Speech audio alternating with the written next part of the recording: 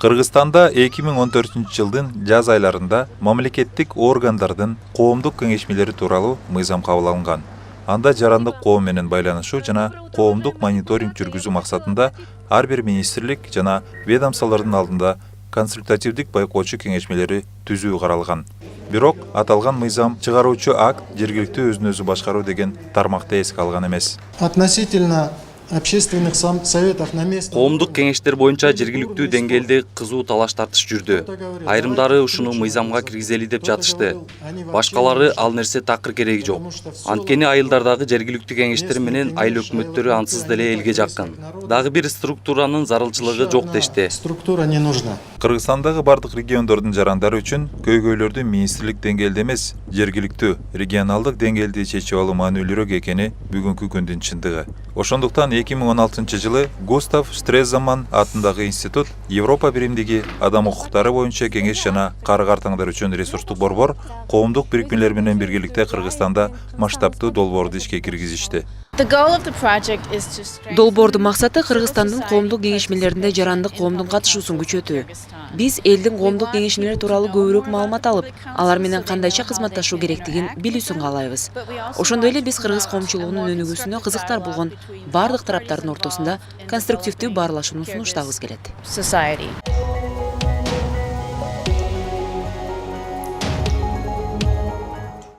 Учурда иш алып барып жаткан коомдук кеңештердин алкагындагы масштабтуу изилдөө иштери бул долбоордун баштапкы этабы болду.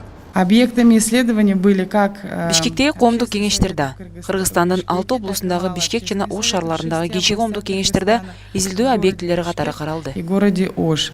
Мы задались вопросом, почему? Биз эмне себептен ушундай эң сонун социалдык институт иштей албай койду деп ойлондук. Кандай тоскоолдуктар бар, кандай кыйынчылыктар, кандай көйгөйлөр бар деп суроо салдык. Коомдук кеңештерге ар бир жаран өз маселеси менен кире алчу эң күчтүү институт болушуна эмне жолтоо болуп турат? Куда может войти каждый гражданин? Изилдөөлөрдүн негизинде коомдук кеңештердин мүчөлөрүнүн көпчүлүк учурда профилдик маселелерде компетенциясы төмөн, команда менен иштеше албайт, өнөктөштөрүнүн кызыкчылыктарын көз жаздымда калтыра тургандыгы белгилүү болду. Ошону менен мыйзам көздөгөн консультативдик орган болгондун ордуна көзөмөлгө алынып калды. Бул маселелер калк жана мамлекеттик кызматкерлер үчүн уюштурулган тренингтердин тематикасы болуп берди.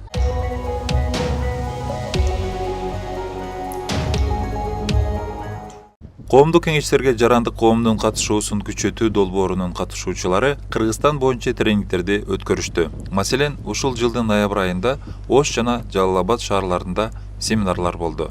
В первую очередь мы с вами вообще посмотрим целостную картину.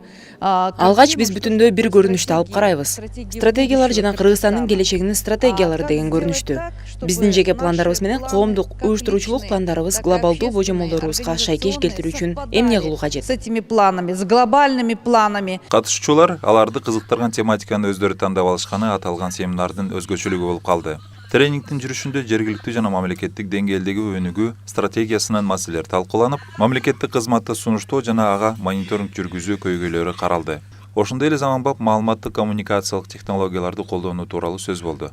Бирок тренингтердин темасы кандай болбосун, ар биринде коомдук кеңештерди өнүктүрүү маанилүү экени баса белгиленип жатты. Поэтому вот малый общественный совет. Ошондуктан Гүлмира өзүнүн презентацияларында сөз кылып жаткан кичи коомдук кеңештер бул карапайым адамдар өз керектөөлөрүн билдире турган жай.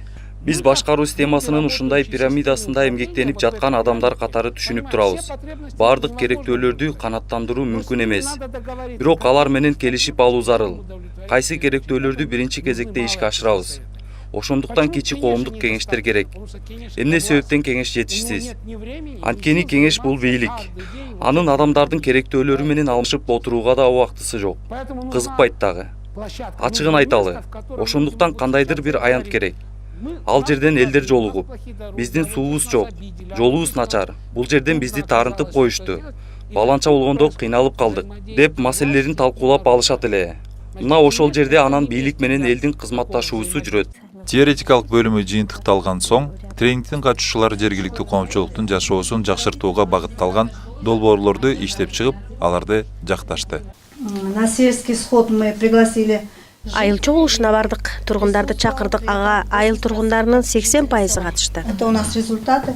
Кичи коомдор кеңеши или айыл өкмөттүн немелери, кызматкерлери дагы ал нерсеге катышса болот. Анын мөөнөтү 3 күн дедик, себеби 3 күн ичинде ушундай бир иш-чараларды жүргүзүп, карап көрсөк болот. Проект написать, выиграть грант. Долбоорду жазып, жайкы лагерь ачууга грант утуп алуу. Лагерь летний. Тренингке катышкандардын бардыгы бул иш-чаралардын маанилүүлүгүн жана пайдасын белгилешти. Семинардын өтүп аткан немеси абдан пайдалуу неме экен. Мисалы үчүн эслет мындан ары деп бол постоянно элге эмеге таракап көбөйүп эмеси абдан пайдалуу. Тренеры оказались такими сильными. Тренерлер абдан күчтүү экен, теманы мыкты билишет. Биздин ишибизге жана кызыкчылыктарыбыздын ар башка болуп турганына карабастан, жөнөкөй тилде түшүндүрүп беришти. Абдан кызыктуу болду. Было очень интересно. Бул жерде кандай стратегиялык пландарды түзүү керек, алардын иш чараларын кантип иштеп чыгыш керек, жана аны кайсы инструменттер менен ишке ашырыш керек экен. Мына 2 күнүн ичинде ушул жерде окуганы келдик.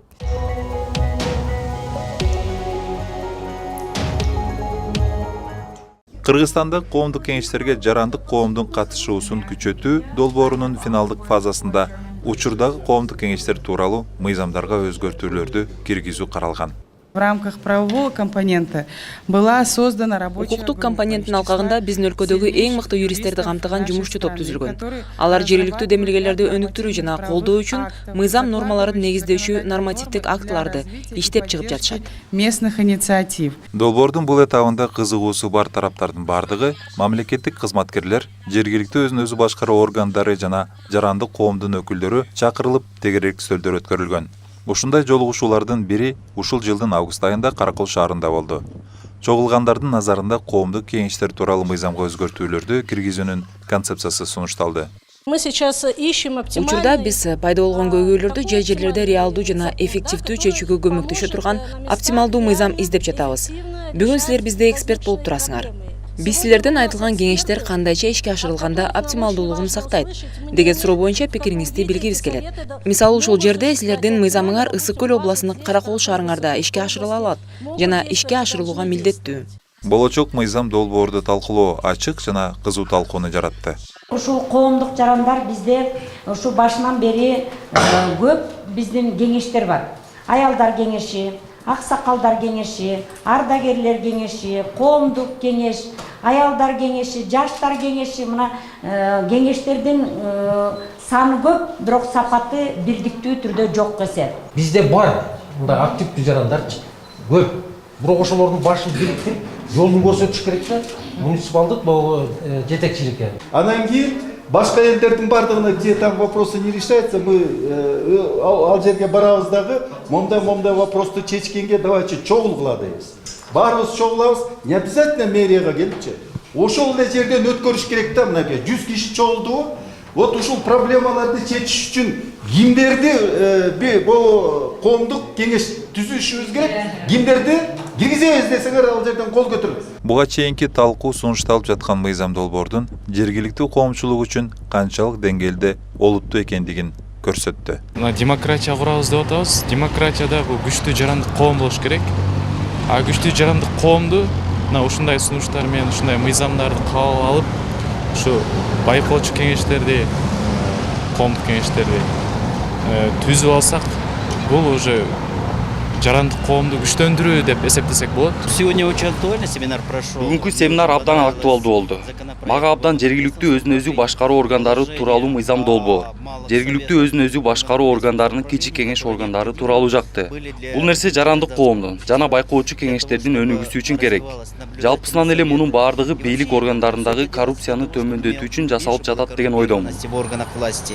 Жеринде олуттуу көйгөйлөрдү талкуулоо, тегерек столдордун жүрүшүндө алынган жарандык коомдун жана мамлекеттик кызматкерлердин сунуштамалары учурдагы мыйзам долбоорго өзгөртүүлөрдү киргизүү боюнча баалангыс негиз болуп берди. Бул өзгөртүүлөрдүн коомдук угуулары 2018 жылдын башында өтөт.